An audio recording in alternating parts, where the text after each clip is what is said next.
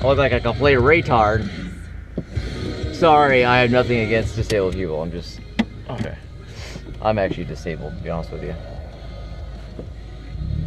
Oh, God. Alright, so I got...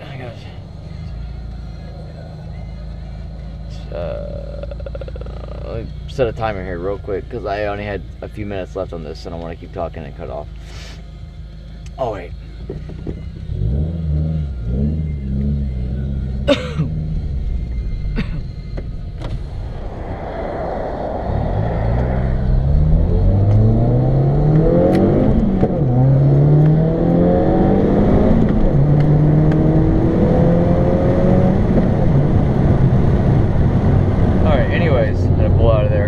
Major cramp in my leg for like 25-30 minutes. I've been driving for 2 hours and 10 minutes.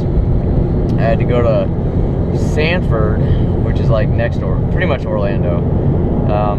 The Devil's Playground, I call it, because the traffic sucks balls.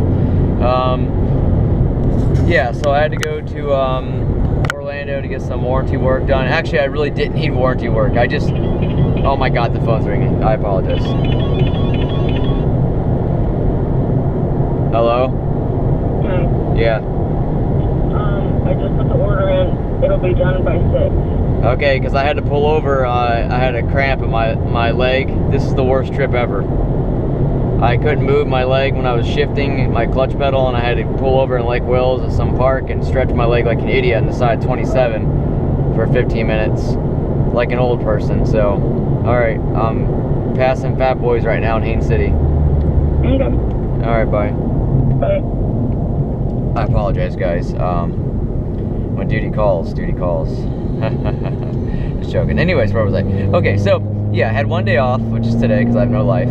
And it was either sleep in after I dropped my kids off for 3 hours, play guitar, clean, or go get some stuff that I knew my car needed. And it didn't need it horribly bad, but I had to get a few things done. So something with this car that bothers me is the batteries. This will be my 4th battery. Now, I have the extended warranty up until 60,000 miles, or 4 years, and it's not even 3 years yet.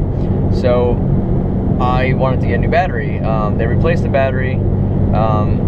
After the guy replaced it, he basically told me that the batteries for Subaru are like old style. He said old school, that they leak acid really easy, whatever that, I don't know why they would leak acid really easy, but my other car did not do this. But I also had a battery from AutoZone like within the first year, so I just figured since I was paying for a warranty every month, I'm also gonna get my money's worth. So I got my extended warranty, so I got a new battery. I went there. I had a line that Lou WRX, check his channel out, guys, if you like WRXs. We were talking a while back. I had the oil line that goes into the turbo had a little bit of oil on it, and it just didn't look right to me. So I went ahead and took that plate off actually a few months back, tightened that clamp up,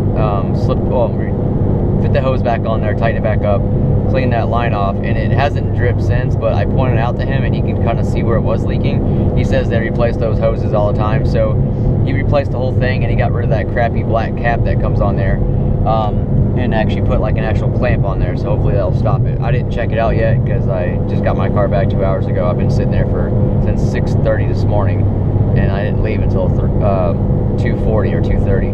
And the reason it took so long was I thought, you know what, my brakes are starting to squeak. Let me see if I could probably, get them to get brakes done since I have the extended warranty. And they said it wasn't covered, and I was like, okay, that's fine. I was kind of curious, about the brake job, and I was asking them how much it would cost, and just for curiosity. And they said the front was $480 and the back was like around I think a little bit more for some reason. Oh God, there's a cop. Oh my God, they're gonna get me. They're gonna get me. Look at this. Okay, he didn't get me. And so I was like, okay. And I've already done the brakes before, different cars, so I knew it's not a bit of a problem. But I happen to know that this extra warranty I have, they cover brakes and rotors up one time each in the front and the back and the rear up until 60,000 miles. So I got my rotors redone in the front and brand new brakes, which was awesome. and they caught that in the paperwork I handed them for the other parts, and they went ahead and did that after they called and put in the claim. They said, you know, do you mind sticking around? I said, of course. You know, it's free parts basically. So you know, it helps me because now I don't have a squeak and I don't have to worry about the damn brakes for another 2 or 3 years, or maybe even longer depending on how I drive it. So they said to come back before 60,000 miles. I'm at 40,500 now to do the rear. I just replaced the air filter, the cabin filter.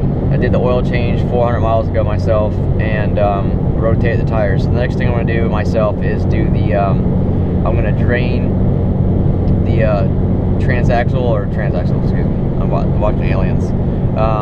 The transmission fluid later, the rear diff, I guess you could say, and get all that old fluid out of there, drain that, replace it with some new fluid. They said they'll do it for 260 bucks. No, it's too easy of a thing to do. Even if I had all the money in the world, I probably would just still do it myself. It's just, I saw what's involved with it. I mean, I'll just do it myself. I'm quite capable of jacking up my car and loosening up a few bolts, letting fluid drain, and then filling it back up. So you got to do that in the rear and then in the front. So it's maybe an hour to do it. So I mean, if I'm wrong about the time, sorry. I've never done it. I'm just assuming. So yeah, so I'm gonna go ahead and do that myself. There's no need to pay someone almost $300 to do it. The dealership is great though. This dealership, Mastro and Subaru, is absolutely great. They're just great. They know how I treat my car, so they're mod friendly with me. They've never said anything to me about it. They're the kind of people that, you know, apologize for me waiting so long after the replacing parts on my car that they basically saved me money on, that they caught was under warranty, and they came back. So it's like, you know, and they're getting paid for it too, so of course they're going to do it, you know, from the third party. They actually, the girl even told me, she goes, you know, that this warranty work, they're actually going to pay us more to do it, so they're happy about it too. I mean, they're going to do the work. So yeah, so I got that done. That was 3 things, and so my car's good. Yeah, so why did I turn that off? So yeah, that was it. This is to check in with that. He took off my intercooler because I was concerned about a noise, and he said the sound that I'm hearing is just regular, just engine noise that I'm hearing. And you will not be able to hear it on any video I post, probably ever. I mean, it's very faint, but when it's a cold startup, you can hear a weird twirling, not a throwout bearing sound. I've already had a throwout bearing done 3 times, so I know what that sounds like.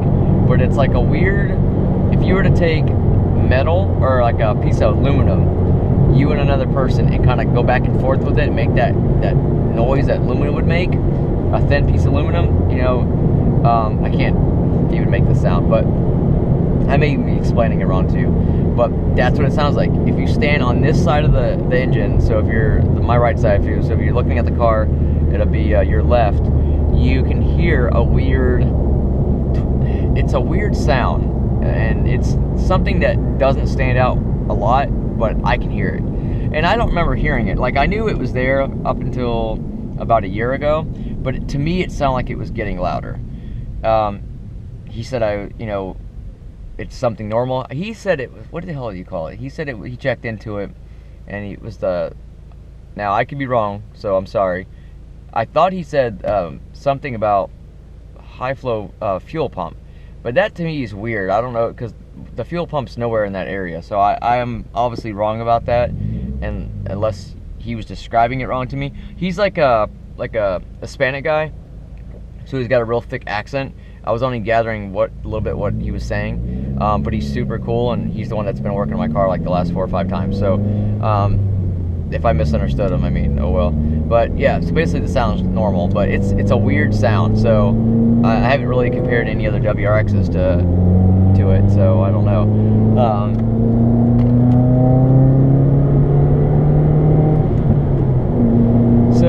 But yeah, the car feels good. I'm really 99% sure I'm gonna get an E-tune. I was looking at a few different tuners. I was looking at Mikey Body a while back, but nothing against him. The research I was doing was like, I'm leaning towards more like, I think it's Bryn tuning is what it is. And the Mikey Body guy, he emailed me a few times back and forth.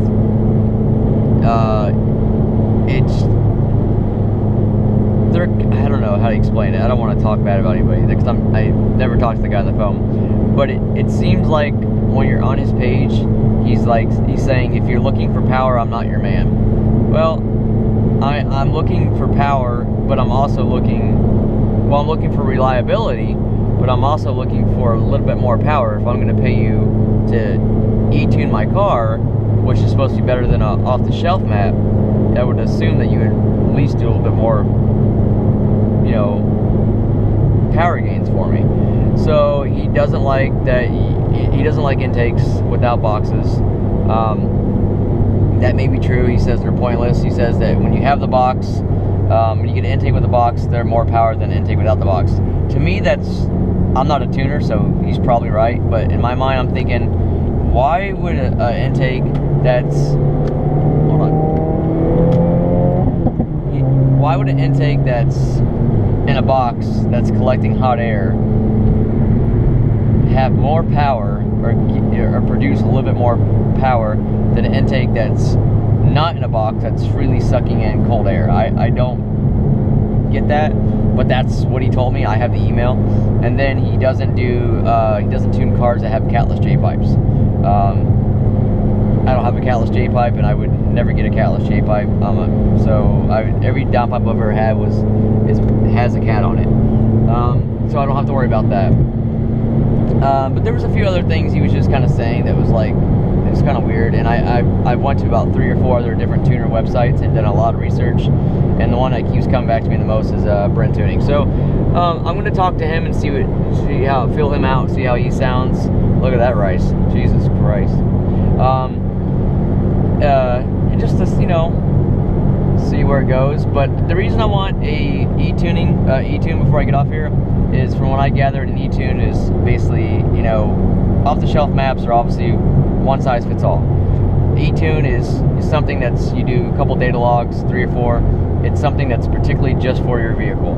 It's like, basically, if you're going into getting a tux tailored, for your body, your size, it's going to fit you perfectly. I want something that's going to fit my car perfectly. I mean, I'm going to have my car, I'm hoping, for at least another year or 2. I want to make sure it runs right and it produces a little bit more power. I have nothing against MA Performance, but the reason I want to do this now is I'm starting to get a weird feedback knock learn, and I'll show you, if this guy gets the hell out of the way, how I get it. And what's weird is I never get feedback knock when I full throttle my car. I only get it for a split second and it goes away, but I get it when, of course, traffic's gonna come up now, basically lugging your engine. And I know that's normal to get feedback knock or a little bit of fine knock you learn when you lug your motor, but I'm not lugging my motor this hard, and I shouldn't be getting it. Okay, so watch. I don't know if you can see it because I have a shitty old GoPro. So see right there, bam, fine knock learn. And it only goes away basically over so many RPMs. So if I downshift to 4th, I may not get it, or I didn't get it. So it's like, I don't know if that's normal. I have no idea. I didn't ask Cobb that on the phone. I mean, I learn stuff with this car all the time. It's every week it's a new thing with me with this car. But maybe that's completely normal. I have no idea, but it hasn't done that for a year. And now all of a sudden I'm getting fine knock learn a little bit when I drive like that. And what it did a few weeks, it actually lowered my dam again to like 6.8, even though Cobb said it was normal for these these new motors, the FA20s, to go from a 6 all the way up to 1. 1 is ideal, but they can drop dam 6 to a 7 to an 8. 1's where you want to be, but not to freak out if it drops and pulls timing and tries to correct the motor. They say drive for a little bit normally until it gets back up again, which it has every single time. But my dam drop, I drove normal out of boost for a couple days, and sure enough, it rose back up to 1. So, and I got gas at Shell. I've been getting gas at a Shell gas station, and nothing has changed with that. So, I think my problem with the dam was when I go on long trips and I lug it like that, and it gets that little bit of fine chlorine, that's what's pulling it, and I think that's my problem with the dam on my particular car. I don't know if I'm explaining that right, but I think that's what my issue is. So I'm gonna see if an E-Tune fixes that. They're only like 300 bucks. They used to be $700. I can pay $300 for my car that was $35,000.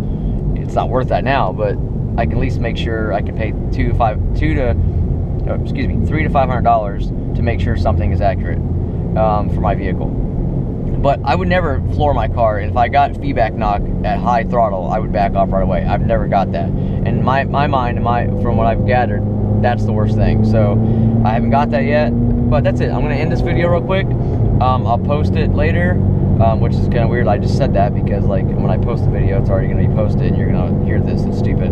So I'll post a couple more videos later today, talking about maybe mods, future mods, talk. Nothing special. When I get around to it, I'm gonna do some more pulls clearly, and maybe some exhaust notes, some drive-bys, some flybys on some back roads here. So keep checking back. Peace out. If I can find the button. Sorry, I have a thing in my head. Bye! I just took it off. And I can't find the button. God, what the fucking